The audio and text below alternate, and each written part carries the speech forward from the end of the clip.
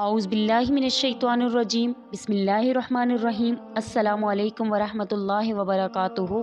नूर point के प्यारे भाइयों और बहनों, मैं उम्मीद करती हूँ कि आप सब खैर और आफ़ियत से होंगे।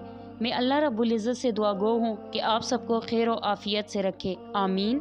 सामीन किराम, आज की वीडियो में बताऊंगी कि हम जब मुश्किलात के हल के लिए सदका करते हैं तो सदका देने का सही तरीका क्या है और सदका किसको देना चाहिए। तो सामीन किराम, सदका मुश्किलात का बहुत बड़ा हल है। सदका हम सबको ज़रूर करना चाहिए और हर महीने सदका करना चाहिए। अगर आप जंतरियों को पढ़ें तो उसमें भी हर महीने और साल का सदका है। सदका बलाओं को टालता है, सदका मुसीबतों को टालता है। मुसीबतों का हल सदक़े में छुपा हुआ है। आप अपने लिए अल्लाह से दुआ करें, उसकी इबादत करें, इसमें आज़म का विर्द करें, उसके साथ साथ सदका करें तो इंशाअल्लाह किसी भी किस्म की मुसीबत आपको नहीं पहुंचेगी। आपके सर से जो भी मुसीबत होगी उतर जाएगी। कुछ सदकात ऐसे हैं कि आप हकदार लोगों को पैसे दें, भूखों को खाना खिलाएं।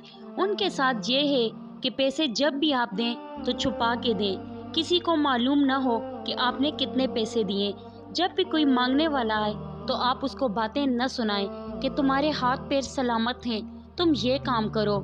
आप खामोशी से जितना दे सकें उसको दे दें और उसको कहें कि मेरे लिए दुआ करें।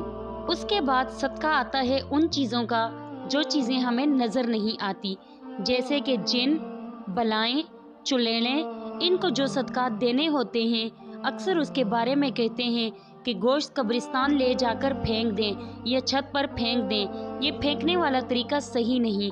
आप इस तरह करें, गोश्त किसी भी वक्त, बड़ा गोश्त हो या मुर्गे का, एक पाव या इससे ज़्यादा जितना आप आसानी से ले सकें, लेकर उसको अपने सर से 9 बार लिफाफे के अंदर रखकर वार दें। वारने का तरीका इस तरह है कि लिफाफे को दाएं कान की तरफ रखें और फिर सामने से पेशानी की तरफ से गुजार कर बाएं कान की तरफ लाएं और फिर दाएं कान पर लाएं।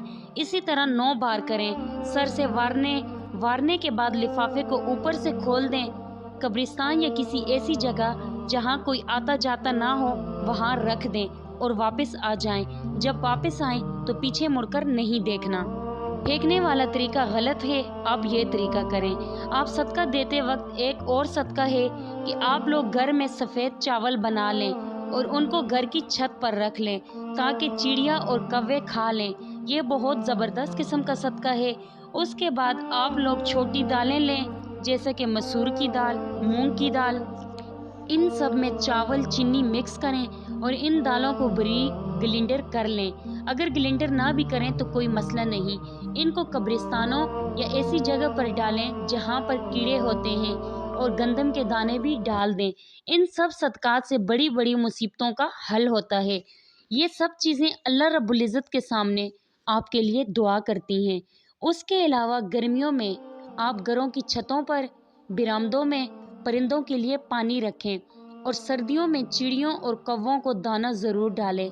ये अल्लाह रब्बुल इज़्ज़त के सामने हमारे लिए दुआ करती हैं और ये एक बहुत बड़ा और ज़बरदस्त कारोबार है अल्लाह के साथ। जब हम अल्लाह की मखलूक़ात को चीज़ें खिलाते हैं, सदका देते हैं तो अल्लाह हमसे राज़ी होता है और हमारी मुश्किलात का हल इससे निकल आता है।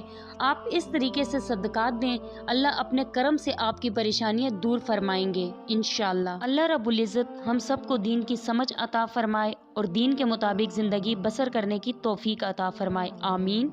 आप सबसे गुजारिश करती हूँ कि हमारे चैनल नूर पॉइंट को सब्सक्राइब करें और सब्सक्राइब के साथ साथ हमारी वीडियो को लाइक और शेयर करें। अपनी कीमती राय के इज़हार कमेंट्स बॉक्स में ज़रूर दें। अल्लाह रब्बुल इज़्ज़त आप सबको अपने हिफ्ज़ व अमान में रखे, आमीन सुम आमीन। सब लोगों से रिक्वेस्ट करती हूँ मुझे अपनी दुआओं में याद रखा करें। अल्लाह हाफिज़।